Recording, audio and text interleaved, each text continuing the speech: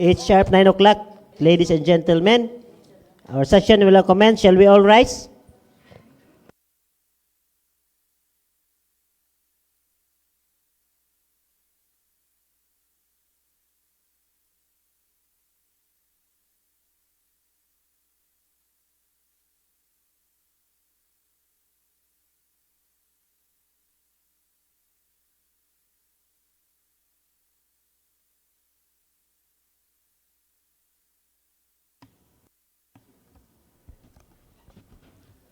To all members of this august body, the 44th regular session is now called to order.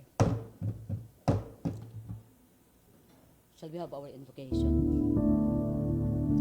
Merciful and loving Father, as we gather for this 44th regular session, we come before you with humble and thankful hearts. Earlier this week, our community experienced a strong earthquake, followed by aftershocks that were also felt in many parts of Mindanao. The experience reminded us of how quickly life can change and how much we depend on your protection and grace. In moments of fear and uncertainty, you were our refuge and source of strength. We thank you for keeping us safe, for watching over our families, and for sustaining us through those difficult moments. As we begin our work today, fill our hearts with peace and renewed hope. Help us remain united, compassionate, and ready to assist those who continue to face challenges brought about by this event. Guide our efforts and decisions so that they may contribute to the well-being, safety, and resilience of our community. With gratitude and trust in your unfailing care, we offer this prayer. Amen.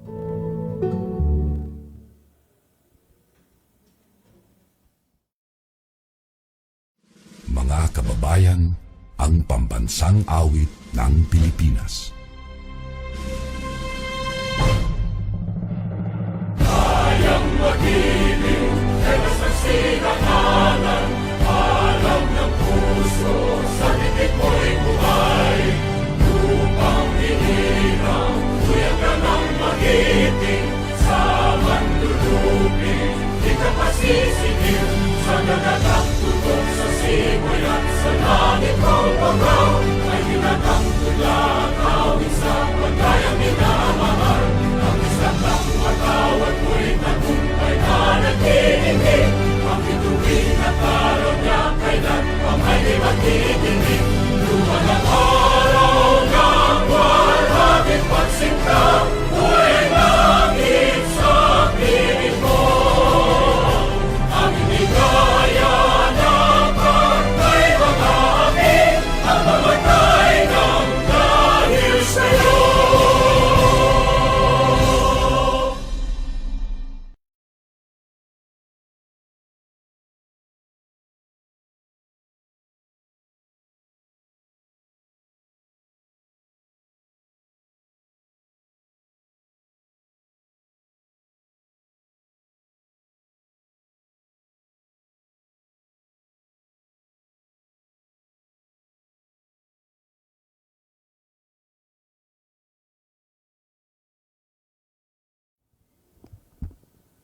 Shall we have the Honorable Calixto Salada for the recitation of the panunumpa sa katapatan sa Watawat?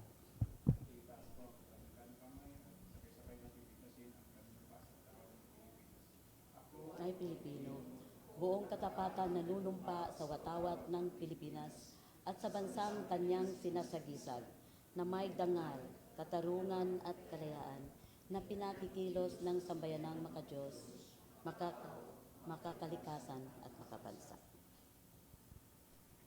Kami anak ng Santo Tabato, kagayang iisang dugo ng Pilipino. Iba't ibang tribong pinanggalingan di hadlang sa pagtaguyod ng matibay na mamamayan.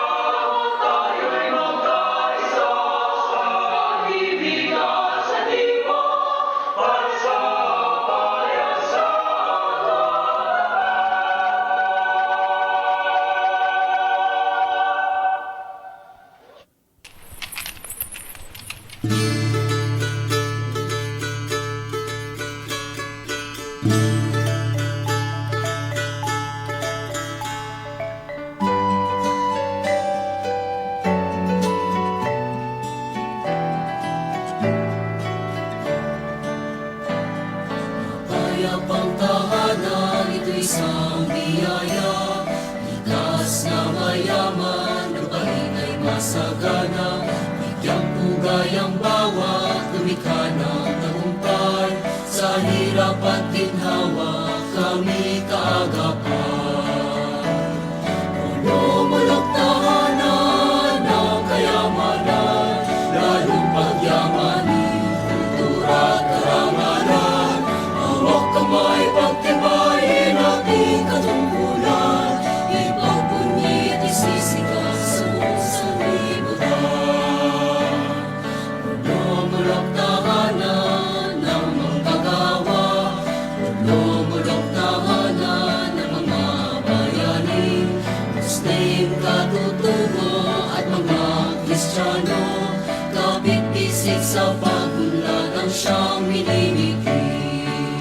Ipagbunyi bawat tambay, taas mo, iwagay bahay, Panginoon, tanging naman, bawat pagtahak, itong buhay.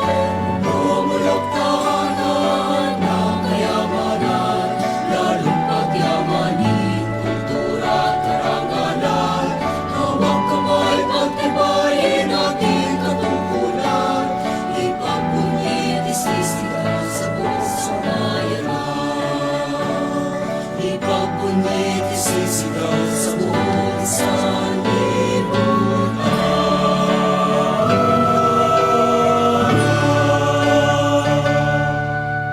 Shall we have Honorable Octavio for the recitation of the Councilor's Creed?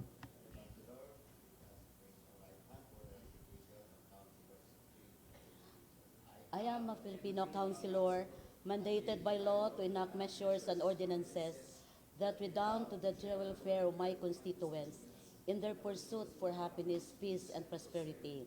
I believe in public service above self as the guiding principle of my official acts, and as I tread the pathways of local legislations, may the Almighty guide my mind and heart, that I shall be true to my constituents and to the Filipino people. So help me God. Okay.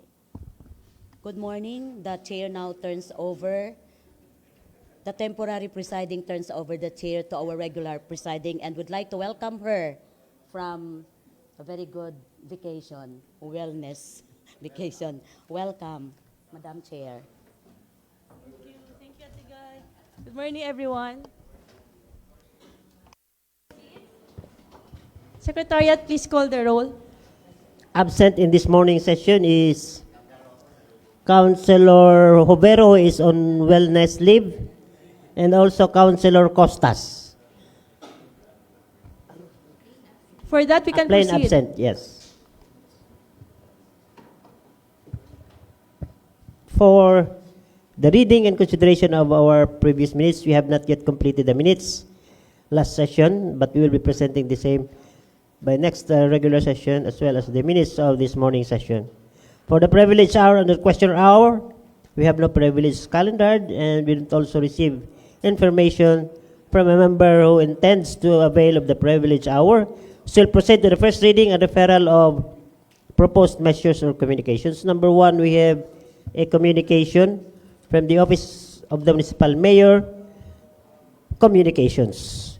Number one, letter A, is dated June 3, 2026, addressed to the honorable members of the Sangguniang Bayan through Honorable Florence S. Bansuelo Carlos, Municipal Vice Mayor and the Presiding Officer. Dear ladies and gentlemen, the Social Security System, or the SSS, Coronadal Branch, through Branch Head One, Rita Fe S. Limbaga has formally expressed its interest in establishing an SSS branch office in our municipality.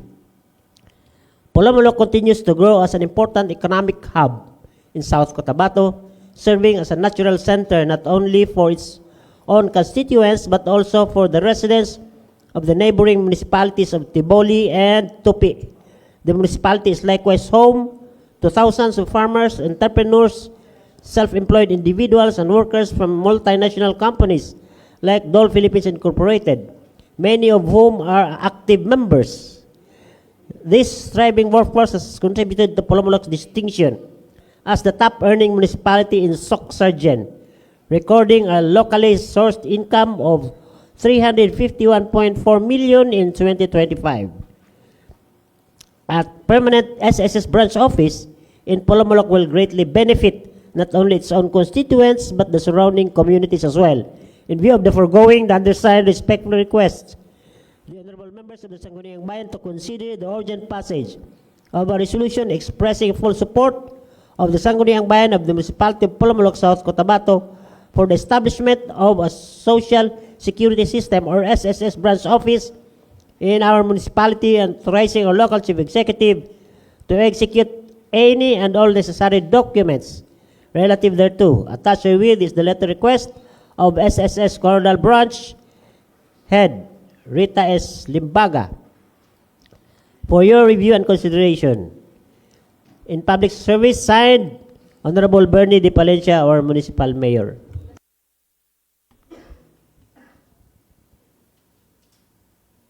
Letter B reads, Dear ladies and gentlemen, as part of its sports development and tourism promotion activities, the Municipality of Polomolok seeks to partner with Maharlika Pilipinas Basketball League or MPBL for the hosting, staging, and sponsorship of an MPBL Invitational event scheduled on September 5, 2026 with ingress, set up, and operational activities from September 4 to 6, 2026 through the execution of a MOA.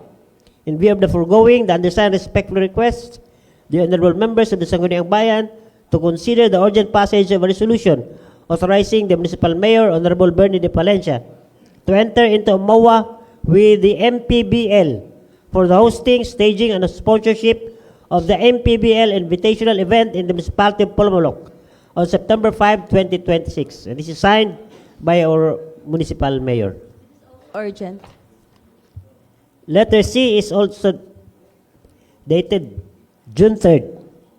Dear ladies and gentlemen, for the purpose of localized implementation, monitoring, validation, and case management of the normalization program, the DSWD Field Office 12, represented by its Regional Director, Loreto V. Cabaya Jr., has requested the Municipality of Polomolok to enter into a data sharing agreement authorizing the authorized personnel of the municipality to access and utilize the personal and sensitive data of decommissioned combatants of the Moro Islamic Liberation Front or MILF and their families maintained under the digital property of DSWD. In view of the foregoing, the undersigned respectfully requests the honorable members to consider the urgent passage of a resolution authorizing the Municipal Mayor, Honorable Bernie De Palencia, to enter into a data sharing agreement with the DSWD Field Office 12 for the access and utilization of data decommissioned combatants of the MILF and their families for the implementation of the normalization program in the Municipality of Polomolok. Attached herewith is the draft data sharing agreement for your review and consideration, signed by our Municipal Mayor. Urgent. Number 4 is also dated June 3. Ladies and gentlemen, Ludegaria N. Jaime, a resident of Barangay Poblacion, Municipality of Polomolok, has expressed her intent to donate to the Municipality of Polomolok a portion of her parcel of land, specially identified as Road Lot 2295-D-4, with an area of 1,037 square meters, which forms part of lot number 2295-D, PSD 1163-12-03-78883, covered by TCT number T-4016, situated in Barangay Poblacion, Municipality of Polomolok, and registered before the Department of Agrarian Reform Certificate of Land Ownership, pursuant to RA 6657. In view of the foregoing, the undersigned respectfully requests the members of the Sangguniang Bayan to consider the passage of a resolution authorizing our local chief executive to accept the donation of the foregoing property from the donor, Leodegaria and Jaime, and to execute and sign other documents relative thereto. Signed by our municipal mayor. We'll go to the Committee on Land Use. And letter E is dated June 5, 2026. Gentlemen and ladies, respectfully endorsing to the honorable members of the 20th Sangguniang Bayan the pertinent documents of Mr. Alan M. Ines for your confirmation and or concurrence of his appointment as the Municipal Government Department Head 1, Municipal Administrator of this municipality. Please see attached documents to it: letter of appointment, certification of assumption to duty, certification for appointments and issued in LGU, certification and availability of funds, panunumpa sa katungkulan, position description form, PDS with work experience sheet, and eligibility. This is signed by our municipal mayor. Urgent. And number 2 is a resolution authored by Councilor Lumayag commending Mr. Mario Joey Taktakan of Purok 7, Barangay Kinilis, South Cotabato, and the United Villagers Farmers Association for their outstanding achievement in the Southeast Asian Green Coffee Competition, Philippine National Round, held in Valencia City, Bukidnon.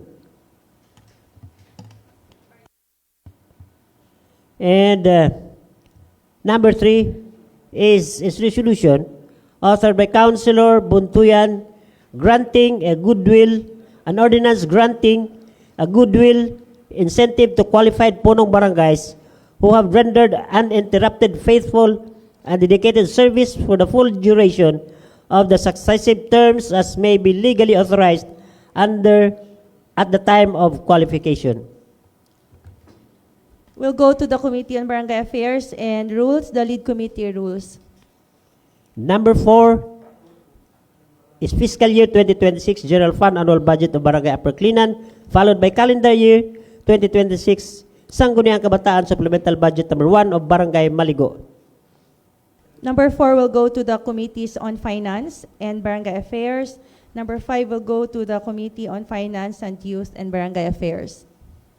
And number 6 is application for accreditation of the following NGOs: Bagong Polomolok, Sagip OFW Association, Islanon Nisa Farmers Association. We'll go to the Committee on Co-ops and Associations. And we have one late communication, Madam Presiding, and this comes from the Office of the Municipal Mayor, dated June 9, 2026. Addressed to this August body: Dear ladies and gentlemen, greetings. The LGU of Polomolok, through Municipal Tourism Office, will participate in the Bahay Kobo with product display competition during the 27th Tinalak Festival of the province of South Cotabato, which will start from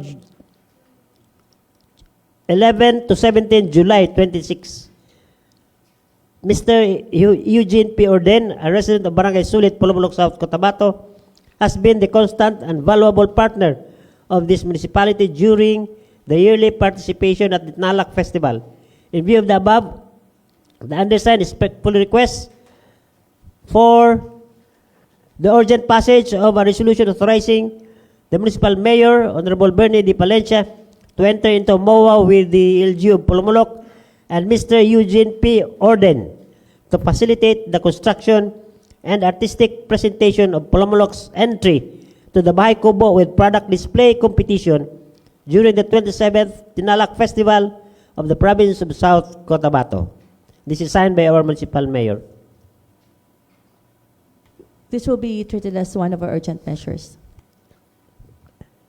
Before proceeding, Madam Presiding, time of arrival of Councilor Costas is 10 minutes after 9.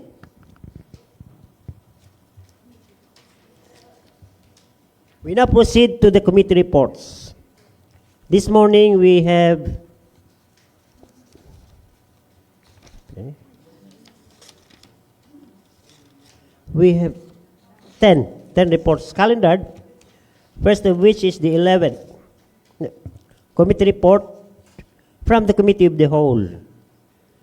And this is 44th regular session, June 10, 2025. Subject, an ordinance institutionalizing the Flomblock Festival as the official local festival of the municipality of Polomolok, South Cotabato, to be celebrated annually every September 10, and providing guidelines for the implementation, funding, accountability, and sustainability thereof. Findings. After having been repeatedly calendared in the unfinished business by the Joint Committees on Tourism and Cultural Community Affairs, due to matters not yet fully agreed upon, the measure was elevated to the Committee of the Whole. The municipality of Polomolok was created by virtue of Executive Order Number 264, issued by then President Carlos P. Garcia on August 21, 1957, providing for the creation of the municipality of Polomolok, province of South Cotabato, and stipulating that the municipality shall become operational upon the appointment and qualification of its municipal officials. Historical records show that municipal officials were subsequently appointed and qualified on September 10, 1957, marking the commencement of the actual operation and functioning of the municipal government. Since the early years of the municipality, the foundation anniversary had traditionally been celebrated every September 10, pursuant to Municipal Ordinance Number 1, Series of 1958. Upon a review of the municipality's historical and legal foundations, it was subsequently determined that the proper reckoning date of the municipality's creation or founding is August 21, 1957, the date when Executive Order Number 264 was signed by then President Carlos P. Garcia. Consequently, the Sangguniang Bayan enacted General Ordinance Number 13, Series of 2023, entitled An Ordinance Declaring August 21 as the official date of the foundation anniversary of the Municipality of Polomolok, Province of South Cotabato, thereby officially recognizing August 21 as the municipality's foundation anniversary.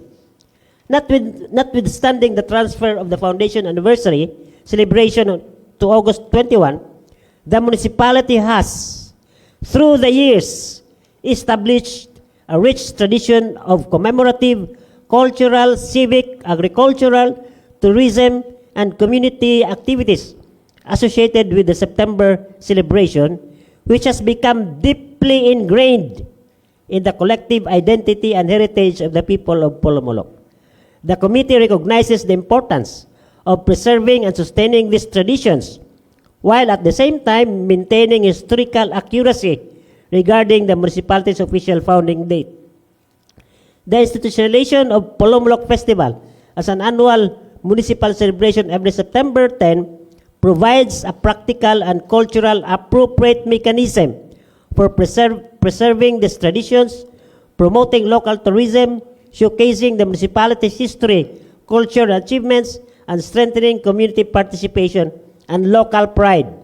The committee further finds that celebrating the official foundation anniversary on August 21 as a one-day commemorative activity, while designating September 10 as the annual Flomlock Festival celebration, promotes fiscal prudence and allows the LGU to allocate its resources efficiently without diminishing the significance of either observance. The proposed ordinance appropriately authorizes the municipal mayor, subject to the availability of funds and applicable budgeting, accounting, and routing rules and regulations, to determine the scope, the schedule, and the nature of the activities, events, and festivities to be conducted in connection with the annual Flomlock Festival. Recommendations: to adopt a resolution and enact the aforementioned ordinance. And number 2, the foregoing proposed measures be considered urgent in this morning session. Reported by Honorable John L. Lumayag, OIC Vice Mayor, Acting Chairperson, Committee of the Whole. And this is signed by the members, Madam Presiding.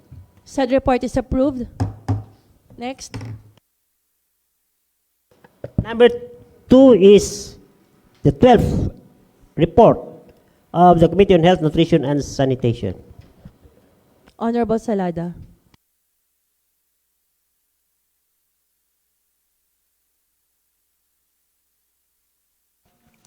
Thank you, Madam Presiding Officer.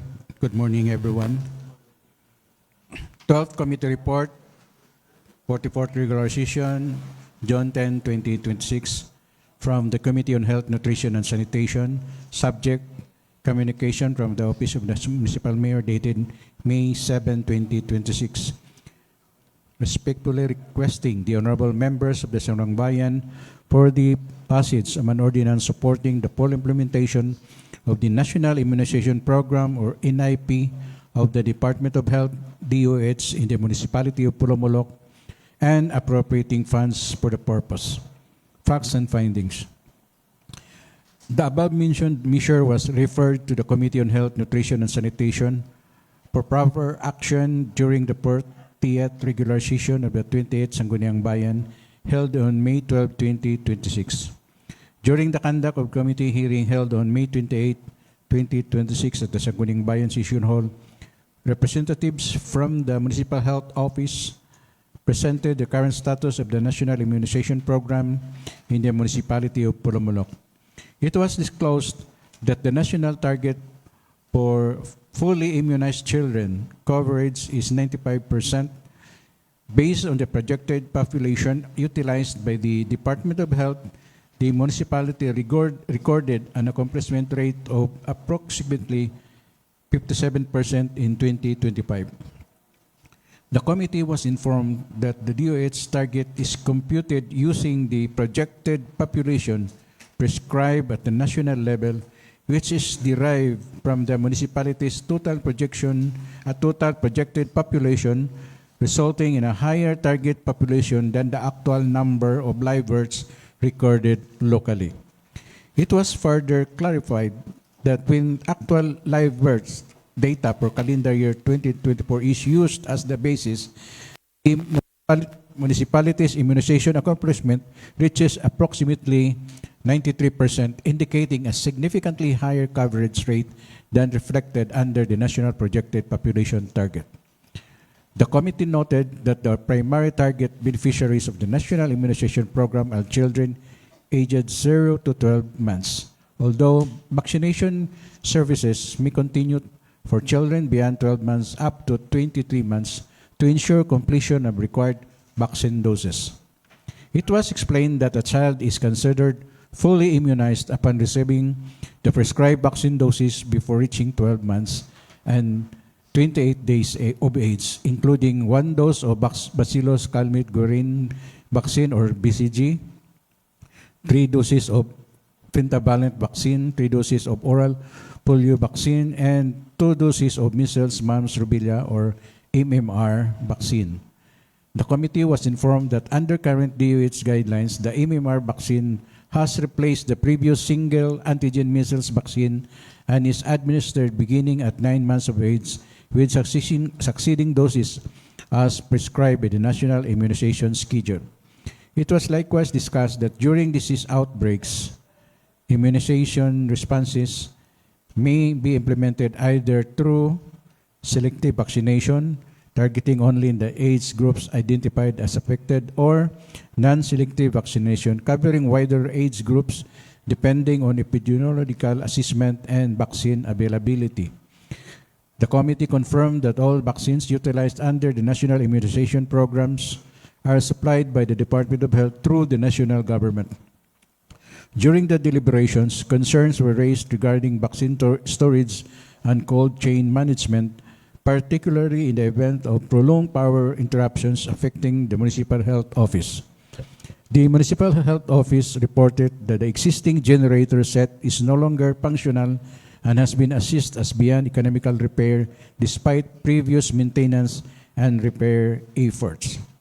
As an interim measure, the Municipal Health Office has entered into arrangements with the Pulomolok General Hospital for the temporary transfer and storage of vaccines during extended power outages, and has likewise requested the Department of Health for the transfer of an additional vaccine refrigerator to strengthen cold chain capacity.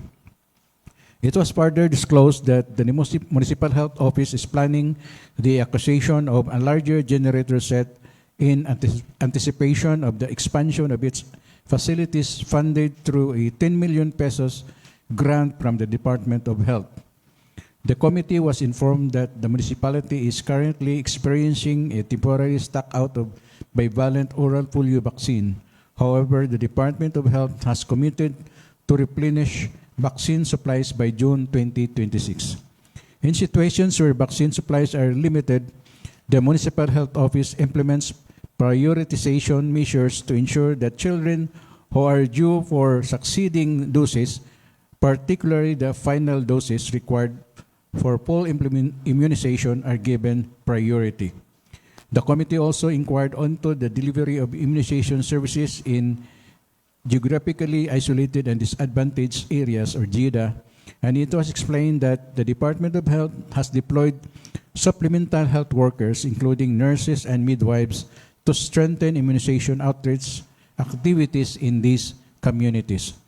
Clarification was likewise made regarding the concept of mandatory immunization, wherein current laws and policies require health workers and health facilities to provide immunization services, while parents and guardians are strongly encouraged to avail of such services in accordance with existing laws and public health policies. The committee recognized the vital role of immunization in preventing vaccine-preventable diseases, reducing child morbidity and mortality, and promoting public health and community welfare. After due deliberation, the committee found the proposed ordinance to be a necessary measure to support the effective implementation of the National Immunization Program, strengthen immunization coverage in the municipality, and provide the necessary funding support for its sustained implementation. Recommendations to adopt this committee report: to pass a resolution approving the proposed ordinance entitled An Ordinance Supporting the Full Implementation of the National Immunization Program of the Department of Health in the Municipality of Pulomolok and appropriating funds for the purpose. To calendar the foregoing mission in the next regular session of the Sangguniang Bayan of Pulomolok. Reported by yours truly as Chair of the Committee on Health, Nutrition and Sanitation, concurred by the Honorable Ligaya R. Bisido, Honorable Jerome Wayanti, Honorable Angelic Dave Costas, Honorable Antonio B. Octavio. So I do move, Madam President. Said report is approved. Next. Next committee report is from the Committee on Health, Nutrition and Sanitation, 13th Committee Report, June 10, 2026. Subject, Barangay Ordinance Number 1, Series of 2026 of Barangay Landan, entitled An Ordinance Mandating All Pregnant Women to Stay at the Barangay Health Facility 1 week prior to their expected date of delivery and providing penalties for non-compliance thereof. Facts and findings. The above-mentioned measure was referred to the Committee on Health, Nutrition and Sanitation for proper action during the 48th regular session of the Sangguniang Bayan held on May 12, 2026.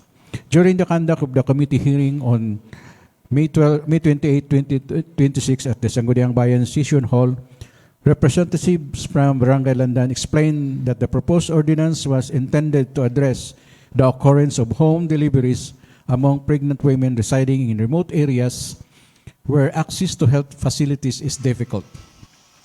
It was disclosed that the barangay proposed the measure following incidents of home deliveries and a reported maternal death in 2024, which were attributed to the distance of some communities from health facilities and the continued practice of traditional home birthing in certain areas. The committee noted that the justification cited in the ordinance regarding complications during the final stage of pregnancy was not sufficiently supported, and it was emphasized that the primary concern appears to be accessibility to health facilities rather than pregnancy complications themselves. It was likewise observed that the ordinance seeks to impose penalties for non-compliance while at the same time recognizing the principle of non-coercion resulting in inconsistent provisions. During the deliberations, the committee sought a legal opinion from the municipal legal officer regarding the validity of the proposed ordinance.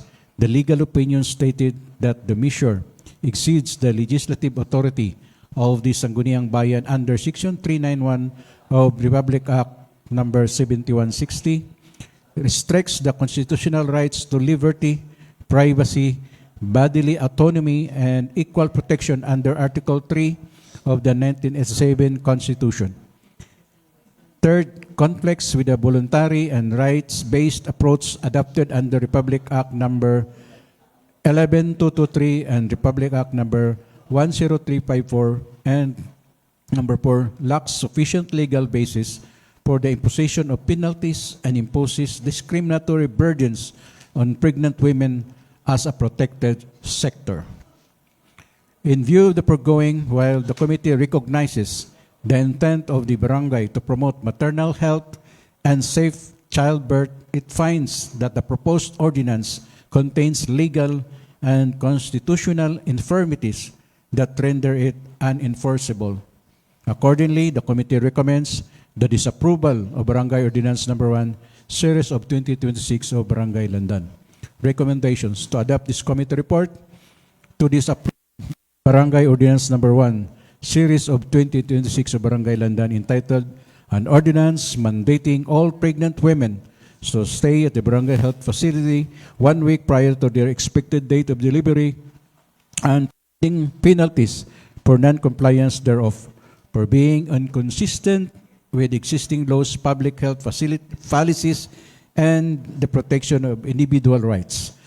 Number 3, to furnish the barangay local government of Landan a copy of the legal opinion for its information and guidance, and to encourage the adoption of alternative measures that promote safe childbirth, including the establishment of a Bahay ni Nanay facility and the voluntary utilization of maternal health services by pregnant women residing in remote and geographically isolated areas. Number 4, to consider this matter as an urgent measure during today's session. Reported by yours truly, as Chairman on Committee on Health, Nutrition, and Sanitation, concurred by Honorable Ligaya Arabicido, Honorable Jerome Wayanti, Honorable Angelic Dib Costas, Honorable Antonio B. Octavio. So I do move, Madam Presiding. Said report is approved. Before going to the next report, please, may I suggest to the Chair that facts and findings number 1 and 2 should be, we should forgo reading the same.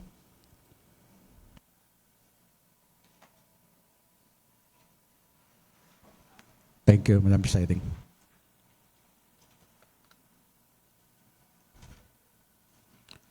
Fourteenth Committee Report, Committee on Health, Nutrition, and Sanitation, subject Barangay Ordinance Number 6, Series of 2026 of Barangay Landan, entitled An Ordinance Requiring Households of Barangay Landan to plant at least one malunggay tree in their backyards to promote health and sustainability in the community.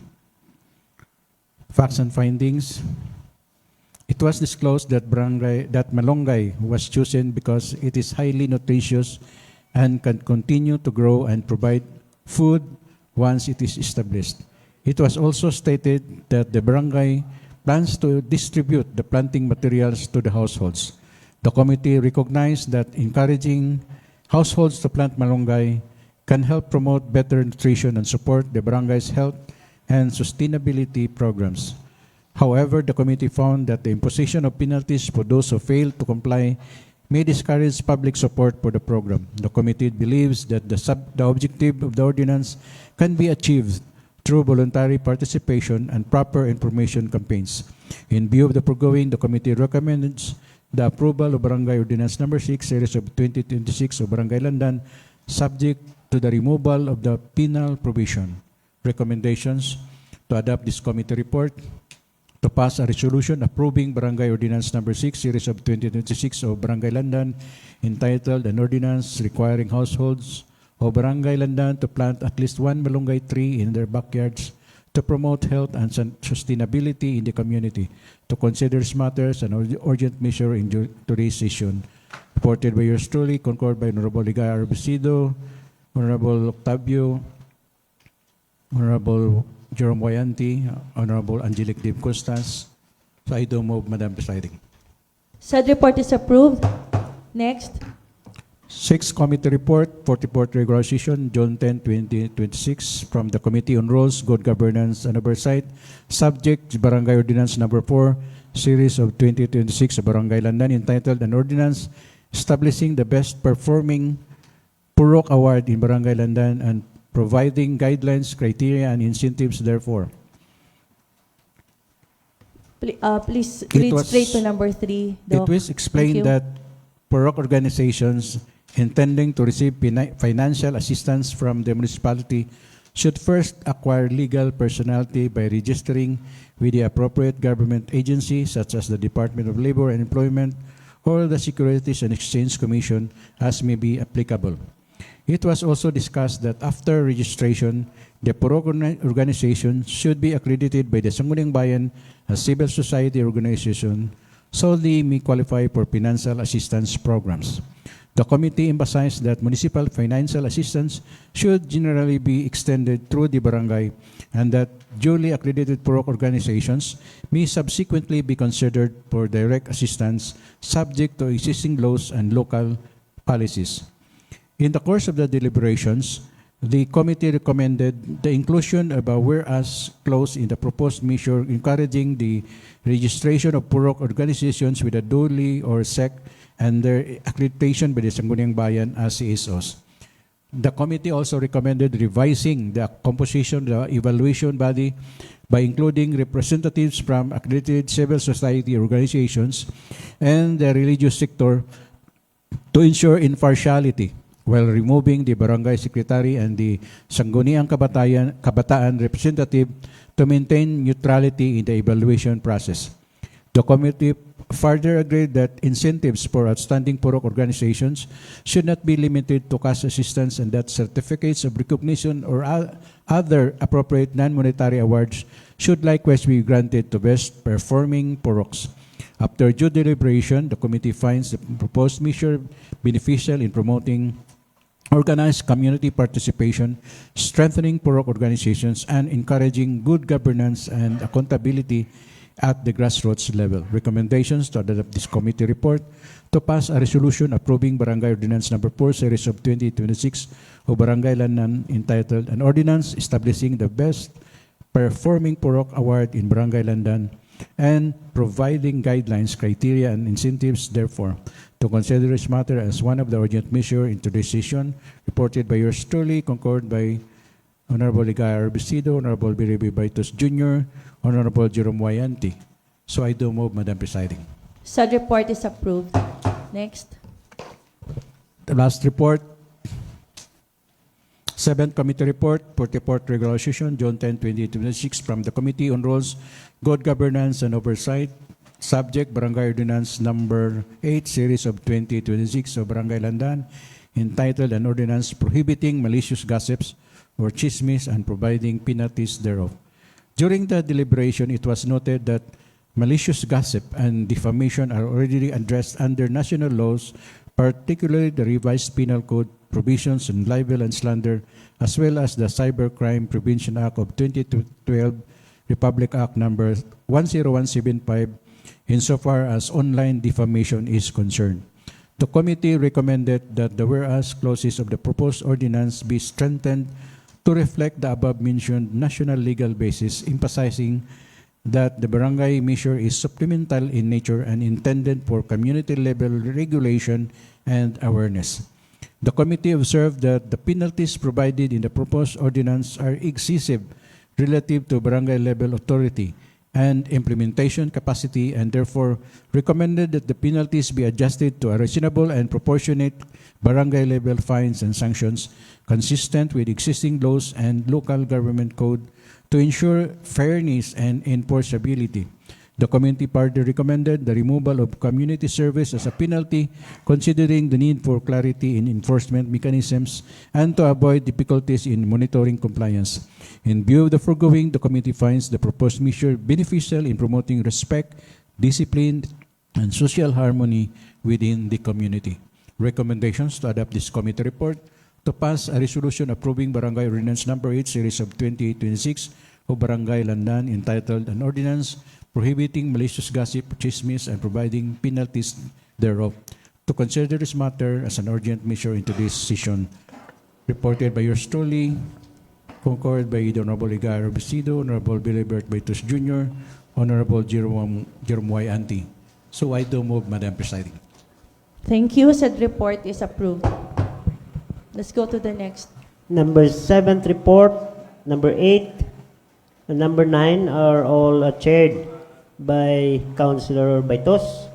First is from the Public Order, Peace, and Public Safety. Subject: communication from the Office of Municipal Mayor, respectfully requesting this august body for the passage of a resolution authorizing our local chief executive to enter into MOA with the Polomolok Municipal Police Station, Recon Crane, Polomolok, and the National Police Commission, or NAPOLCOM, for the strengthening of the police efficiency and community partnership in the municipality, followed by the Committee on Housing, Land Utilization, Zoning, Urban Planning, Public Works, and Utilities. Subject: Barangay Ordinance Number 6, Series of 2026 of Barangay Polo, entitled An Ordinance Regulating the Installation, Maintenance, and Removal of Signages within Barangay Polo, and prescribing fees and penalties for violations thereof. And joint report from the Committee on Public Order, Peace, and Safety, and Committee on Barangay Affairs. Subjects: Barangay Ordinance Number 2, Series of 2026 of Barangay Polo, entitled An Ordinance Establishing 0951-989-327 as emergency hotline number of Barangay Polo, prohibiting and penalizing any person or persons from making prank calls. And Barangay Ordinance Number 3, Series of 2026 of Barangay Polo, entitled An Ordinance Imposing Curfew Hours for Children from 9 o'clock in the evening to 4 o'clock in the morning, prescribing the proper procedure for the apprehension and custody and for other purposes. Honorable Baitus.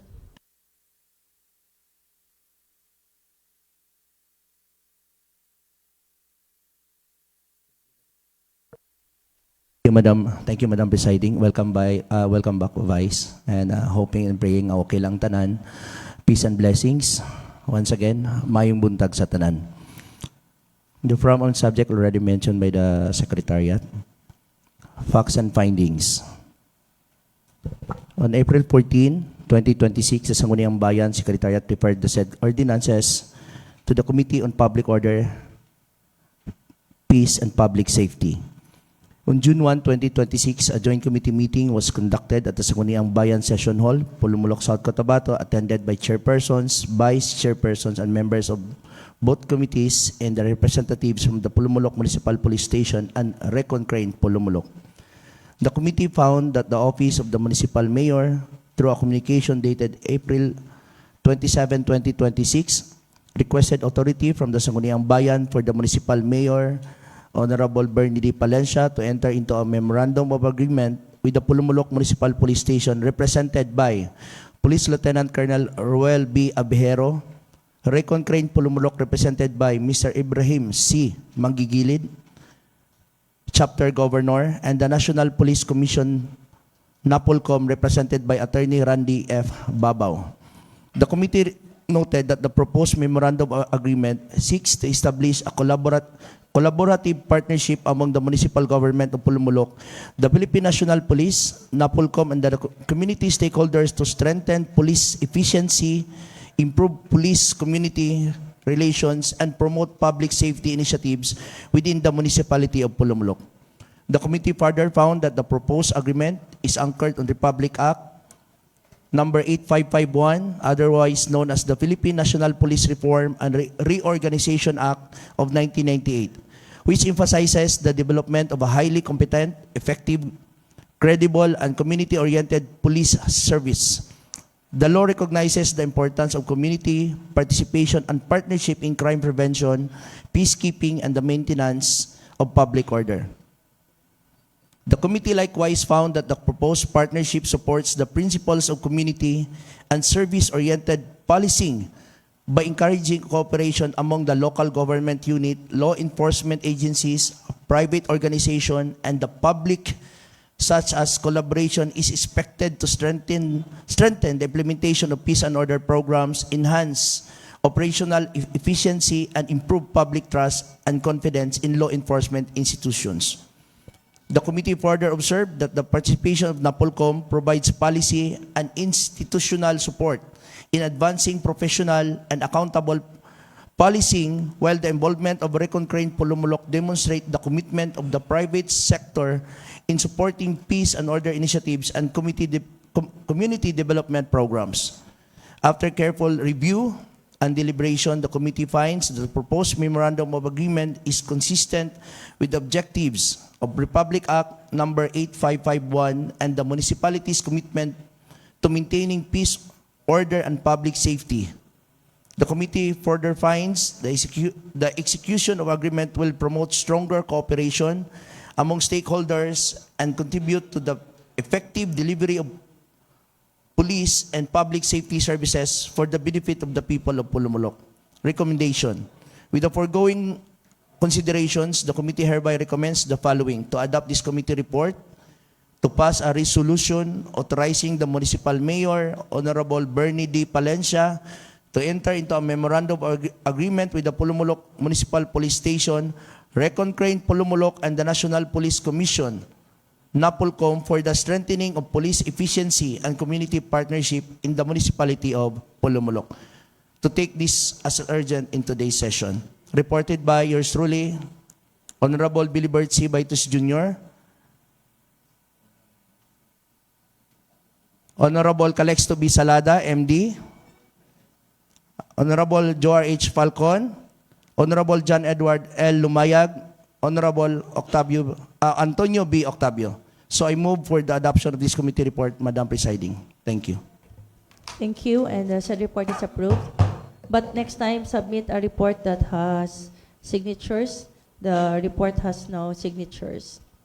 And since there's no data as to the number one fact, please ignore those facts. Yes.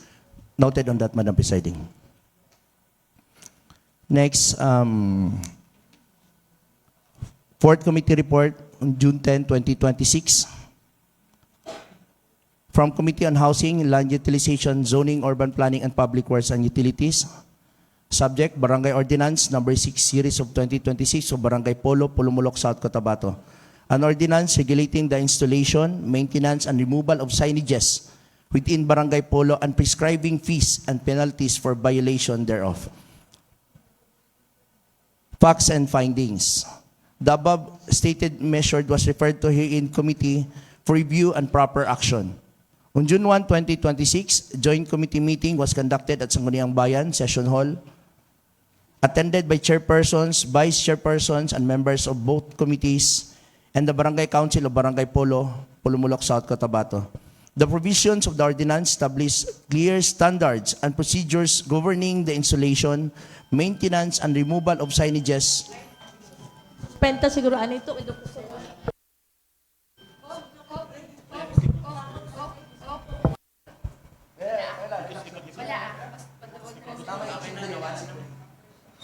Labas tayo, Vice.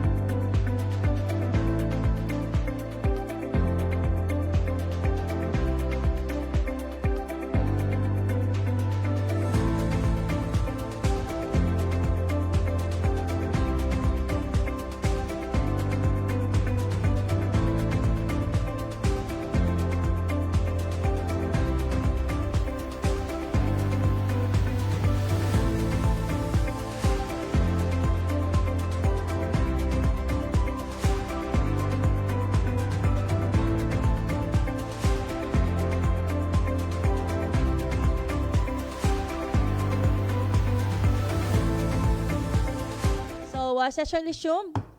Honorable Baitus, please continue your report.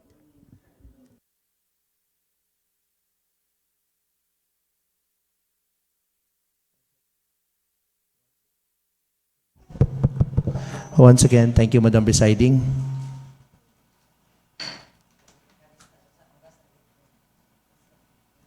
Facts and findings. The provisions of ordinance establish clear standards and procedures governing the installation, maintenance, and removal of signages within Barangay Polo, including permit requirements, applicable fees, penalties for violations, and the designation of the implementing authority. The committees observed that unauthorized, improperly installed, or poorly maintained signages may pose hazards to motorists and pedestrians, obstruct public infrastructures, contribute to visual clutter, and adversely affect the cleanliness and appearance of the community. The committees further observed the ordinance expressly prohibits the installation, posting, fastening, and attachment of signages, advertisements, streamers, posters, and similar materials on trees within the barangay. This provision is consistent with the environmental protection principles and aims to prevent damages to trees and preserve the natural landscape of the community.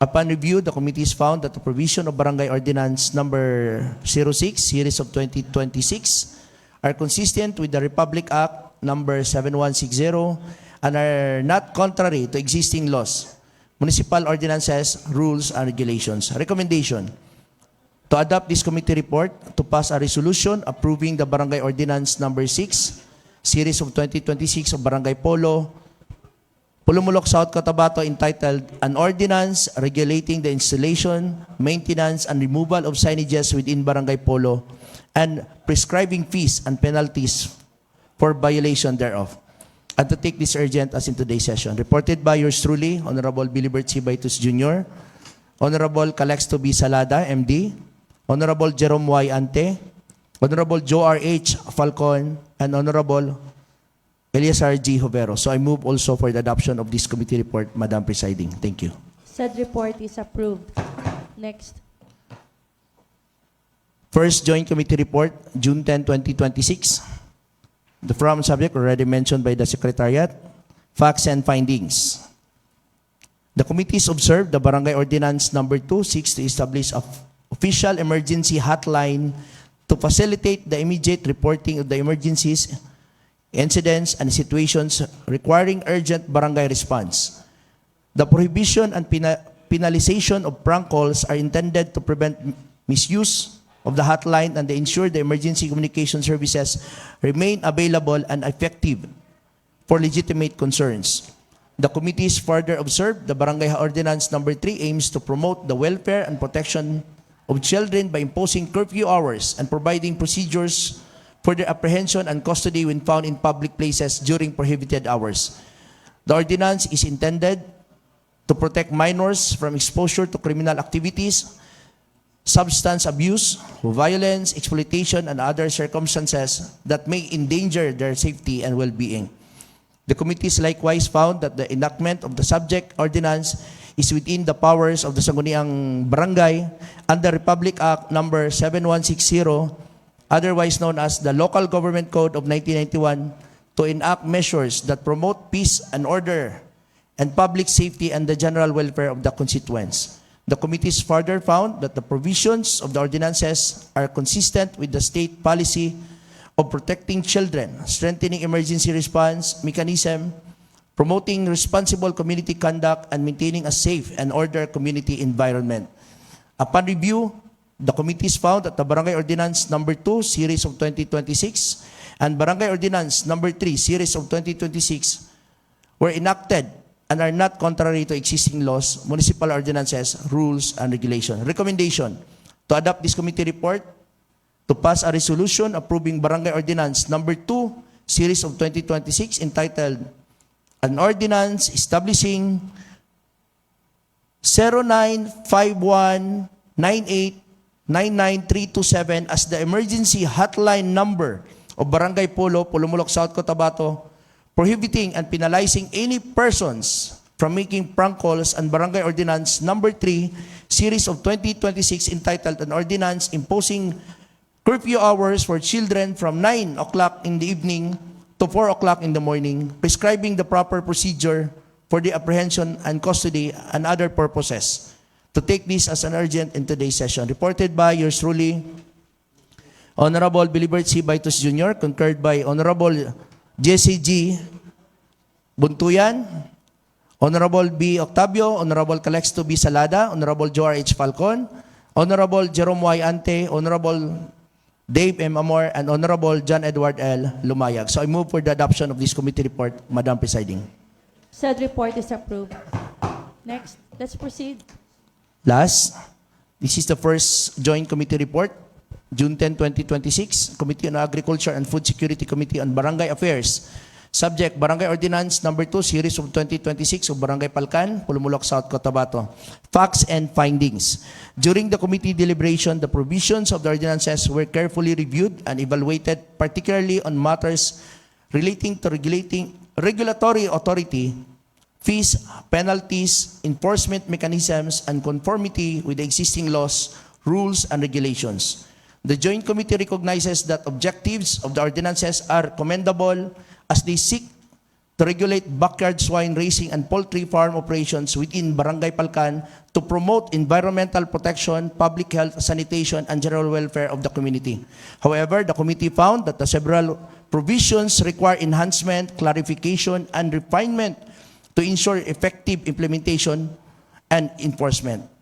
The committee further found that the certain provisions imposing mandatory fees, penalties, permits, and regulatory requirements require additional legal validation and sufficient statutory basis.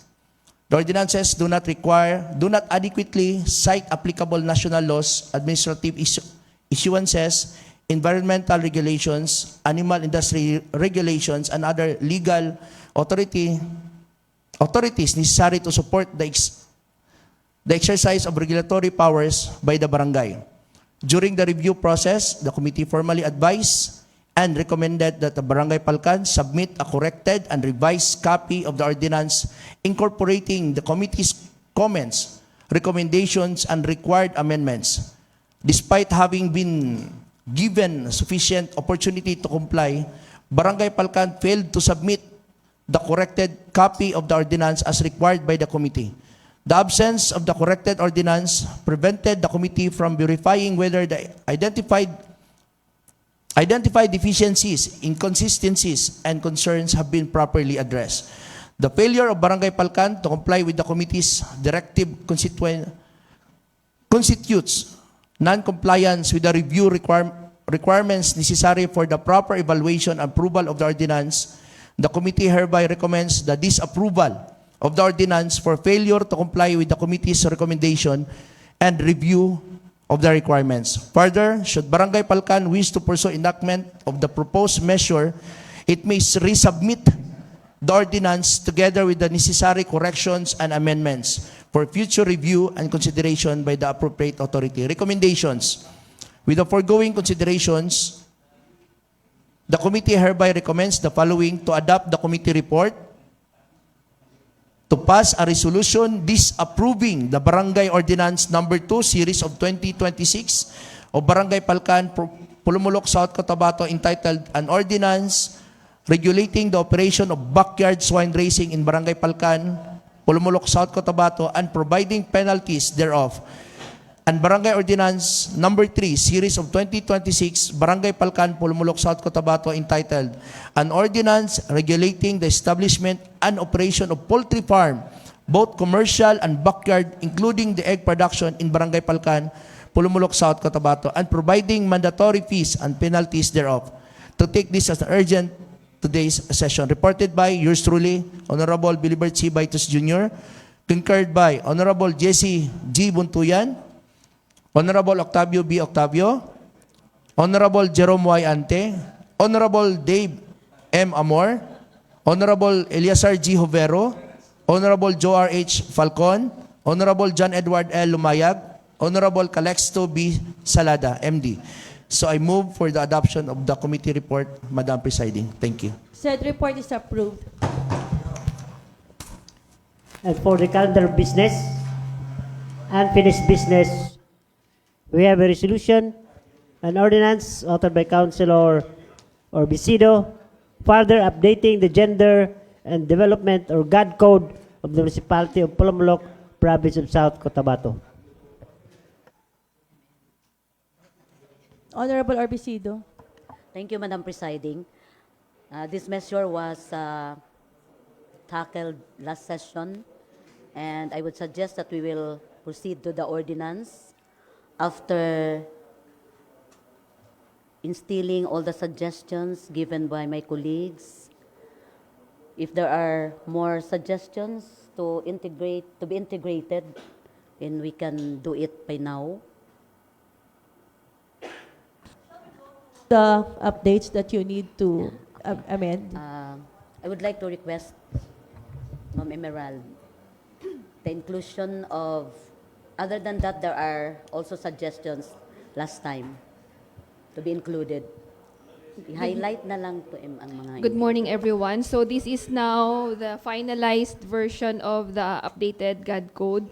So we have arranged the definition of terms in one section, and this is now section 4 with all the definition of terms. And the rest were renumbered for section, 5. So this is now the prohibited acts. From the definition, we have separated the definition and the different acts. This will now be constituting the prohibited acts under, hindi mag-move, naghang. Under Book 2, Violence Against Women, Protection and Response. So ito na yung acts: trafficking of women, sexual harassment, gender-based sexual harassment, and the rest. Followed by Article 2, Support, Protection, and Recovery Services. So wala pong binago sa mga terminologies except yung grammar lang po and yung pag-phrase ng section. Okay. And thank you, Ma'am M. And also, yung tinutukan natin last time is yung forced marriage and also the anti-bastos law, in which we have some suggestions to be incorporated, yung mga pageants natin. Yes, Thank you to my colleagues for giving emphasis to that. Kasi yung sa pageant natin, dapat hindi siya minors.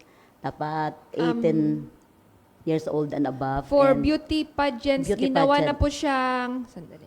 ano na. But before we go through to that, Mami, Honorable Guy, can we just have the section 39 kay mas nauna? Sige. Kay Okay. Basig, Basig na, foul daw taani. The Tax. local government of Polomolok shall provide tax incentives for business entities with any amount used for the establishment, or can we just say may be granted subject to existing tax ordinances and applicable laws? We'll just remove this portion and have this may be granted. I think That is incorporated in the original code? Yes po. So, any idea coming from the body? Annual I think tax credit? that's the proper way of stating it because Ah. we have existing tax ordinances and yeah. Annual tax credit for women, ano yan, extended with maternity By the way, leave. have you also incorporated the ones that we have been discussing from the code, the Space Act. yung code Yes po. Ito, Ito na. na-incorporate na? Yung sa yung old. Oo, yes, the code. Codification. Okay, tapos naman 'di ba ang women? Oo. Oo. So incorporated everything Ito na yung here. bago. Ito na yon. Okay. And I am suggesting, okay na ba kayo sa ginapropo? The tax, all about annual tax credit.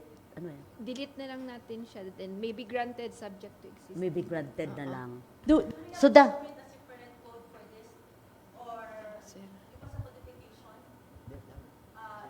Pag ma-finalize one code. oo. So Ang- is this okay if we will separate Vice- different code for Okay. women? this is the Madam application Presiding, with everything everything is in there. what the term is further updating. Uh,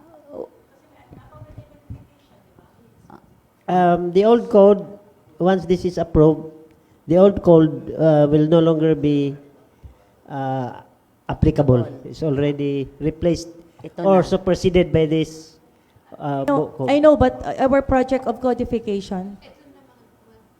So that will Ito be... na yon ang i-ano natin, i-incorporate. Oh, okay, okay. And ayun na ano na to, Ma'am Ems, na since this is an unfinished business, I am suggesting that the to be incorporated also is the creation of the Municipality of Pulumulok Local Council for Women. I already placed that. Thank you, thank you. Then this section 53 land for women headed households and landless families. So okay lang po na mag-distribute. We might Idle lands shall be distributed, qualified, women headed. Can they help me out? It's a new provision, rural women's right. Well, this is naman in accordance with the law. I-ano natin, i-delete? Sec? Household and landless families. Very controversial provision because Help me out because there is a provision in Article 7, Rural Women's Rights. So accordingly, land for women, headed households, and landless families, idle lands shall be, parang dako kayong responsibilidad. Iyas ang munisipyo ni. So what is the idea, anything? Do we are obliged to give or provide the land, ano yan? Sa mga landless? Basi sukton ta sini? Basi sukton ta? So magagigit siguro na sa mga dar or mga ano, no? What do you think? This is provided in the old code. Already the hearing. So I presume that every section here was discussed. Actually, not everything, because we did tackle according to the suggestion of the MS, but we go over, thank you for the secretariat. Siguro hindi lang ito nakita, yung landless. Pwede lang. Ako, I would suggest as chair, kung pwede lang natin maano. How about, kasi ba daw bugat kaayo siya no na, and then siguro providing lands, ara naman na sa, anong office bang nag-handle sila? May the author that you will discuss first among yourselves in the Committee of Women before having it discussed here in the plenary. O sige. I would, thank you, Madam Presiding. Can we have it again scheduled for the unfinished then? So, Secretariat, kindly note yung mga controversial na mga ano dyan, provisions. I think you should also invite the Treasury, the assessors, Okay. Thank you, Madam. and the legal officer, no? And that's what, as what I've said earlier, we have this project of codification, so I'm a little bit like confused if this Okay. is really needed to be Okay, separated. thank you, Madam Presiding. Secretariat, just mark those who are needed to be clarified and refined. Thank you.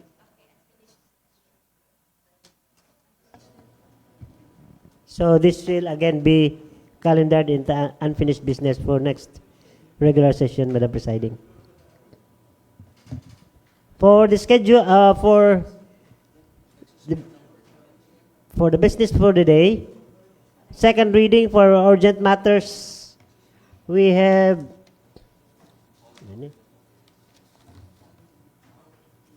16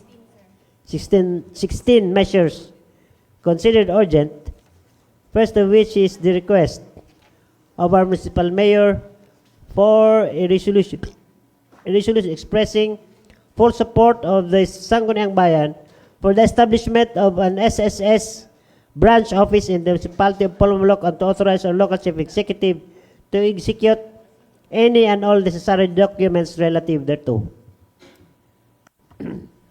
Any motion? Honorable Salada. Thank you, Madam Presiding.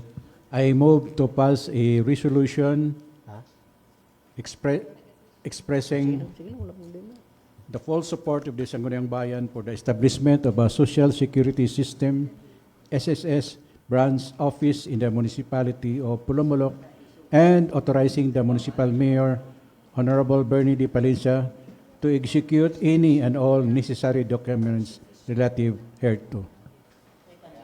It has been moved and seconded. The same is approved. Next. Next urgent is also the request of our municipal mayor for a resolution granting authority to our local chief executive to enter into a MOA with the MPBL for the hosting, staging, and sponsorship of an MPBL invitational event in the municipality of Pulumulok on September 5, 2026. Honorable Amor. Thank you, Madam Presiding. I move now to pass a resolution authorizing the Municipal Mayor, Honorable Bernie D. Palencia, to enter into a Memorandum of Agreement with the Maharlika Pilipinas Basketball League, MPBL, for the hosting, staging, and sponsorship of an MPBL invitational event in the municipality of Pulumulok, South Cotabato on September 5, 2026. So I move. It has been moved and seconded. The same is approved. Next. Next is a resolution, request of our municipal mayor for the adoption of a resolution granting him authority to enter into a data sharing agreement with the DSWD Regional Office 12 for the access and utilization of data of the commissioned combatants of the MILF and their families for the implementation of the normalization program in the municipality of Pulumulok.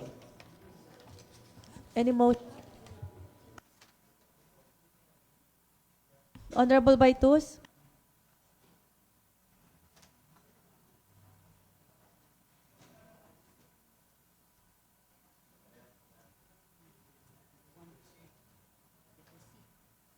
Or any ready for the motion?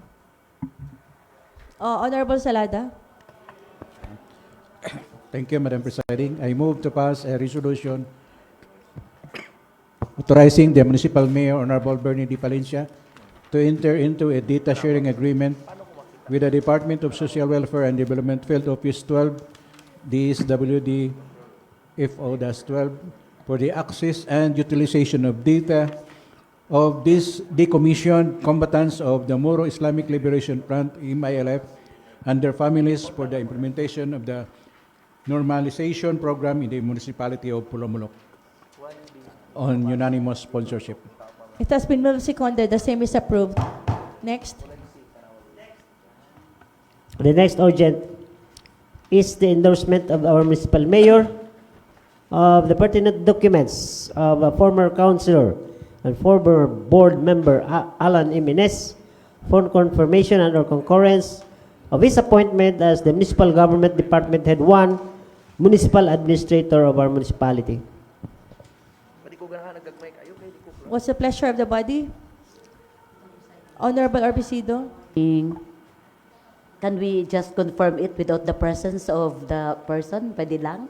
If it would be okay, how I wish to have him around, pero kung okay lang naman sa atin, busy? Sige. I do not know about the pleasure of everyone, of my colleagues. A share of rules, the Committee on Rules. I think the data are already complete, Madam Presiding. So,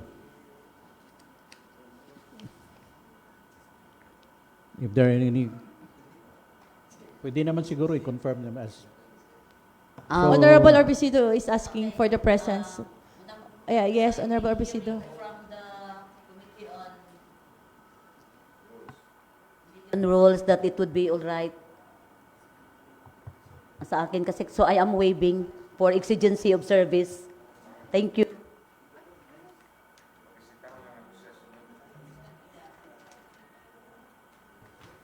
So, Honorable Salada.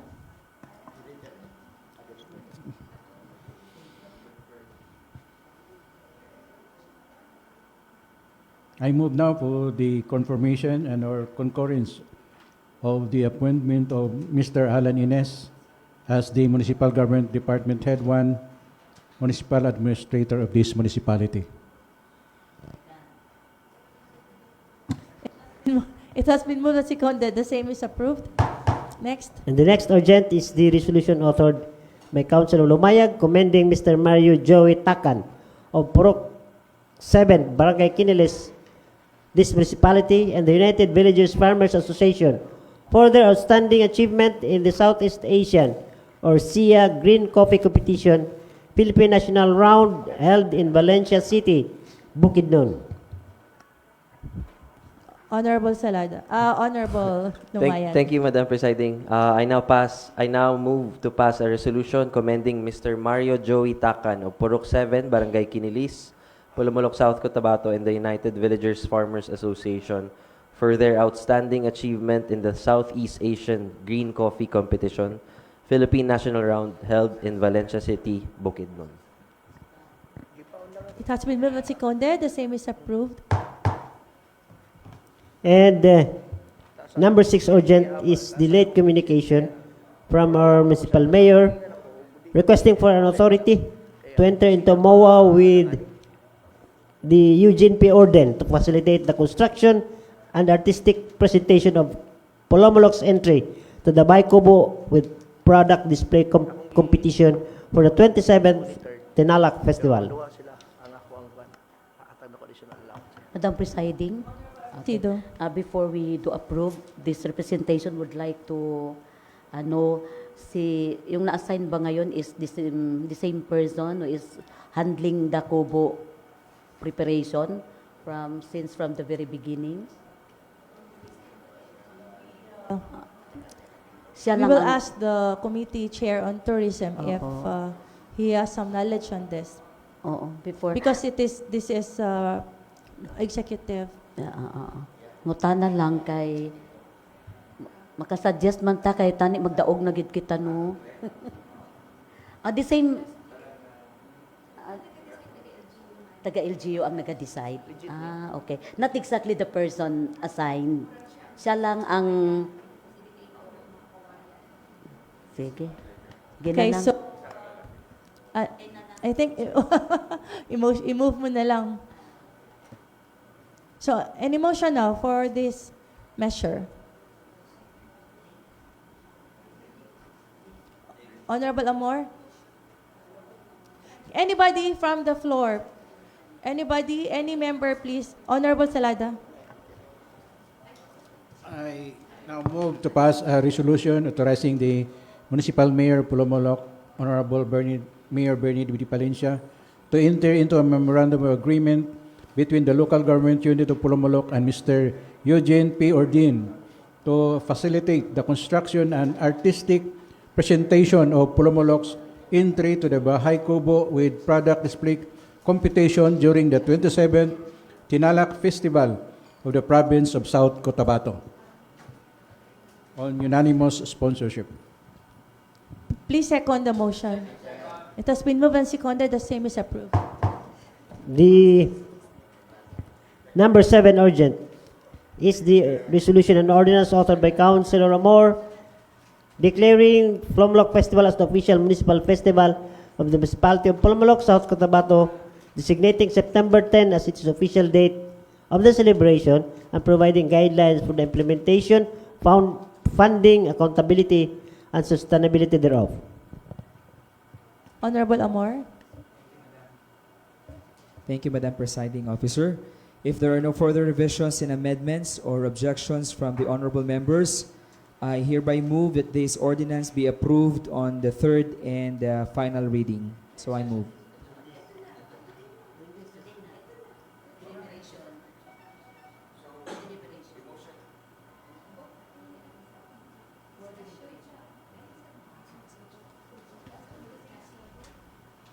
Madam, Yes, for this is deliberation. open for deliberation today. Thank Yes. you. Okay, so the floor now is open for the deliberation of the said measure. Shall we go directly to the ordinance?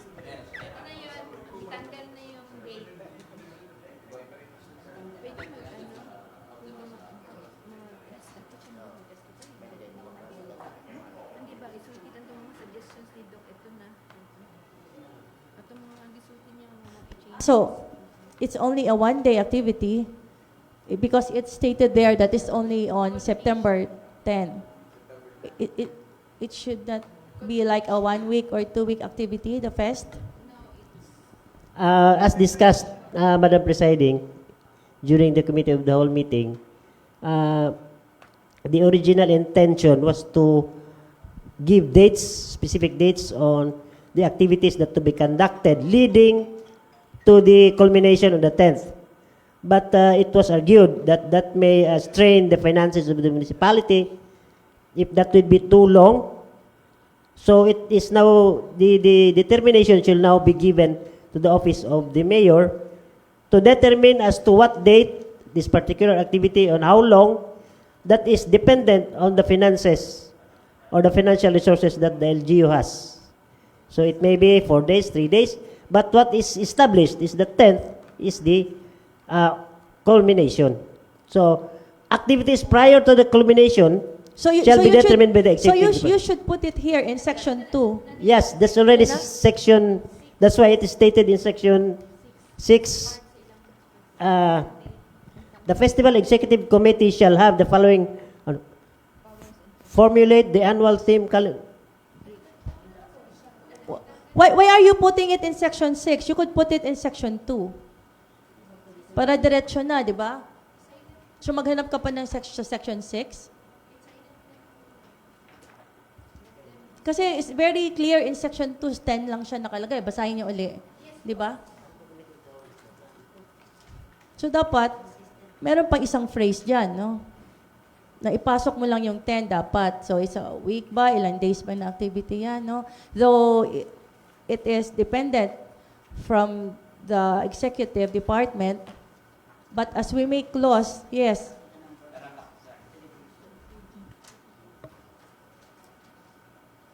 Kasi when you say festival, pwede ba yan one-day festival lang? Di ba?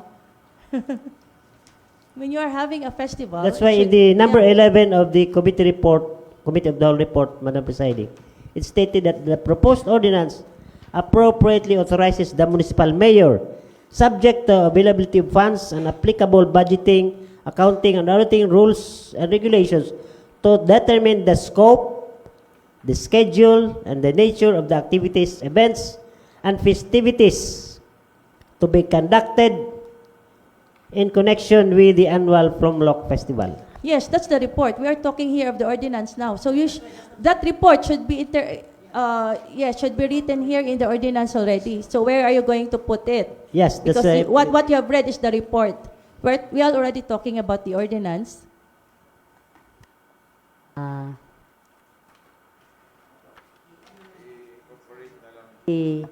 Butang sa provision.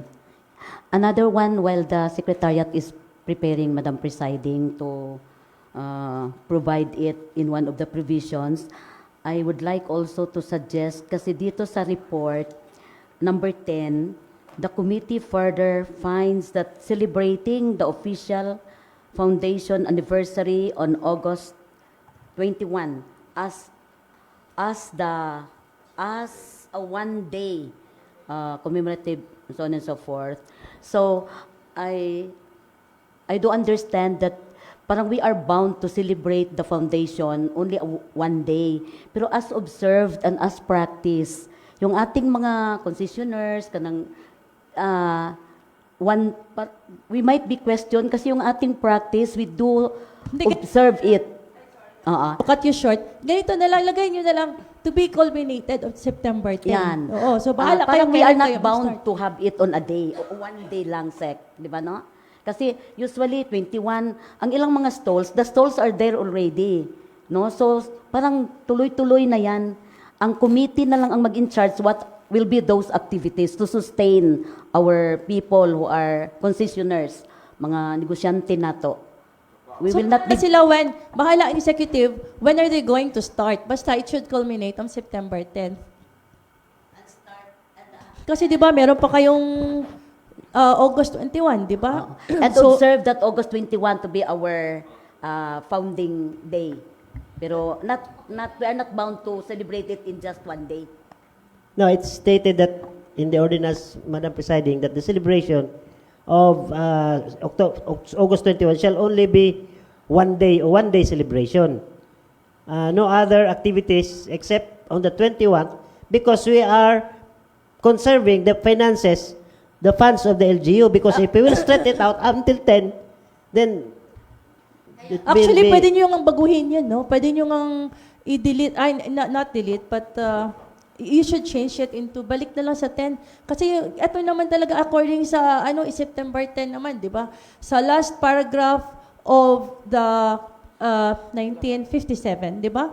Actually, you could change it. No, burahin nyo na lang yung 10. Oo, yung August 21. Actually, yeah, pwede dito sa itong, I suggest kay author, no? I suggest, Honorable Amor, please take into consideration the deleting, quote-unquote, of the August 21. Kasi I will give you some facts, no, doon sa, yung ating 1957 declaration, ito nakalagay, wait ha, if I can check it. Can we have a 2-minute recess? Alan, Ines. Ito, pinadala ko kasi kay Alan ito the last time na, wala na dito, saan ba yung kanya Kasi i-delete na lang, walaon na lang nato ang August 21.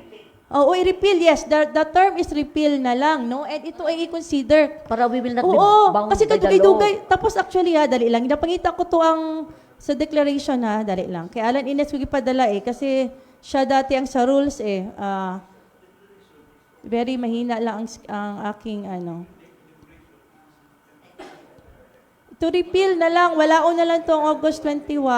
Kasi ang nakasanayan ng mga tao naman actually, September 10, simulat sa pool pa yan, di ba? Oo, so bakit...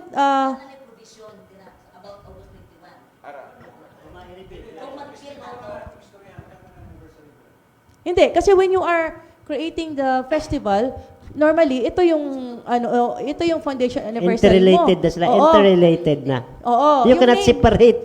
Oo. Start to separate. Kaya nga, we are having a festival because we are celebrating the foundation. So, kailan, di ba, na-found? Di ba yung ating, wait lang, ito mahina ang signal, no? Kasi pinadala ko sa kanya, ito, basahin ko, ha? Brief history.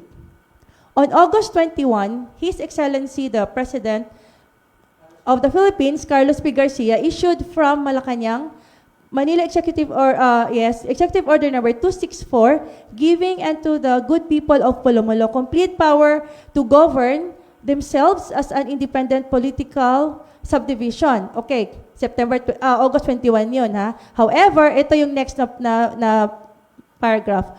On September 10, 1957, the first set of municipal officials began to discharge the duties appurtenant thereto, and so with the first set of other municipal officials and employees, leading the first appointed municipal officials of